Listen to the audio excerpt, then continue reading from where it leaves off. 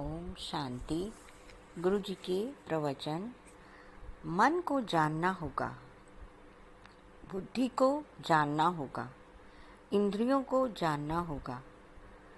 जब हमें उस क्षेत्र की पहचान हो जाएगी तो उसे क्षेत्रज्ञ के पास ले जाना होगा, यानी अपनी आत्मा के पास।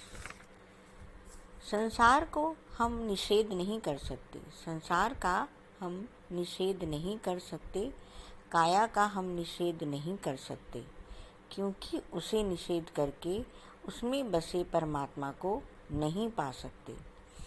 जैसे कीचड़ में से कमल उत्पन्न होता है, अगर हम कमल को पाना चाहते हैं तो हम कीचड़ का निषेध नहीं कर सकते।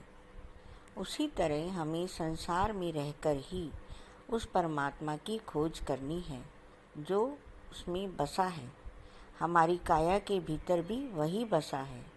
फर्क सिर्फ इतना है कि वह छोटे रूप में बसा है, लेकिन है हमारे भीतर। जब हम यात्रा करके अपनी मंजिल पर पहुंच जाते हैं, तब कहते हैं हमारी यात्रा समाप्त हो गई। इसी तरह जब हम परमात्मा को पा लेते हैं तो हमारी यात्रा रूपी तीर्थ स्थानों पर जाना, धूप दीप जलाना, संध्या वंदन करना समाप्त हो जाता है। फिर तो नित्य ही स्तुति चलती है, सदा ही यज्ञ है। पाप और पुण्य दोनों ही बाधक हैं।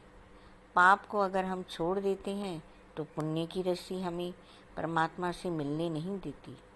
सो पुण्य भी नहीं चाहिए, पाप भी नहीं चाहिए। सहज भाव से कर्म हो जाए, वही कर्म है।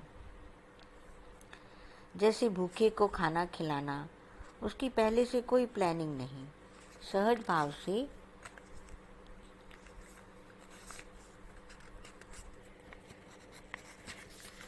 भाव से कोई भूखा सामने आ जाए तो उसे खाना खिला दिया। कर्म कभी भी बोझ नहीं होता। कर्म पर कामनाएं लाद देने से वह बोझ बन जाता है। कामना शून्य व्यक्ति ही सन्यासी है, जिसकी कोई कामना नहीं। पतझड़ का वृक्ष वैराग्य का प्रतीक है, जिसकी सारी हरियाली रूपी संपत्ति झड़ जाती है। परमात्मा की कोई कामना नहीं, इसीलिए वह संसार में लिप्त नहीं होता। उसे संसार के किसी कर्म का फल नहीं लगता, क्योंकि वह कर्ता नहीं बनता। मनुष्य को भी कर्ता नहीं बनना चाहिए। कामनाओं वासनाओं से हमारी मन बुद्धि जकड़े पड़े हैं। वे कैसे उड़कर परमात्मा की गोद में जा सकती हैं?